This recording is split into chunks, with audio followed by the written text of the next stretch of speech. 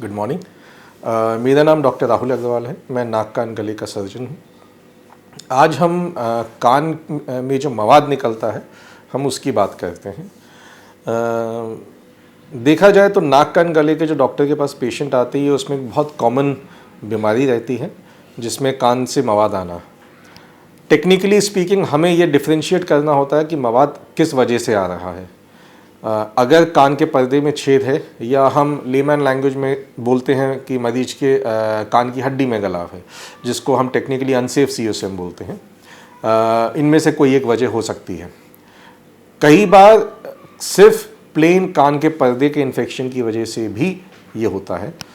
तो एक दूरबीन की जांच होती है, कान की ऑटो माइक्रोस्कोपी, उससे हम जांच करके कान की सफाई करके क्लियर कर सकते हैं कि क्या है, क्योंकि सबके इलाज बहुत अलग अलग हैं।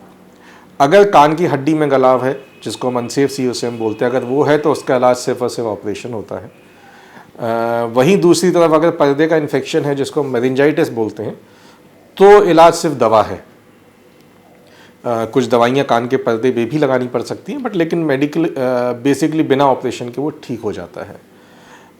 बीच में आता है कि हम कान के पर्दे का जो छेद बोलते हैं, अगर जिसको हम सेफ CSM भी बोलते हैं, अगर वो है तो मैक्सिमम में ऑपरेशन ही लगता है। लेकिन हाँ, अगर कोई छोटे छेद हैं तो और भी ऑप्शंस होते हैं। हम कॉटरी पैचिंग या PRF वगैरह होता है जिससे वो ठीक हो सकते हैं।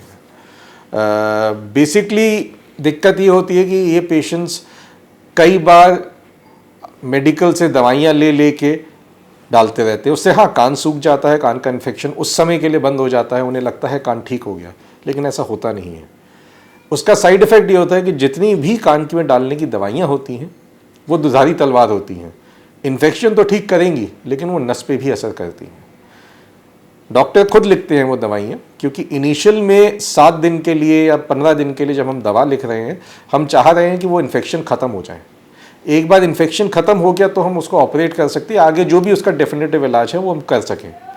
लेकिन हमारे पास कई बार पेशेंट्स आते हैं जो 6 महीने सालों वो दवा ले रहे हैं, उससे उनकी नस पे असर पड़ सकता है, जो नस में सुनने में कमी हो सकती है। बेसिकली अगर आपको ऐसा कोई बीमारी है तो टेम्परेरी आपने अगर दवा ले भी ली, उस चीज़ को ऐसे कंटिन्यू ना करें, एंड जो भी निकटतम आपके नाक कान गले का डॉक्टर हो उसको दिखा के उसका डेफिनेटिव इलाज। Thank you.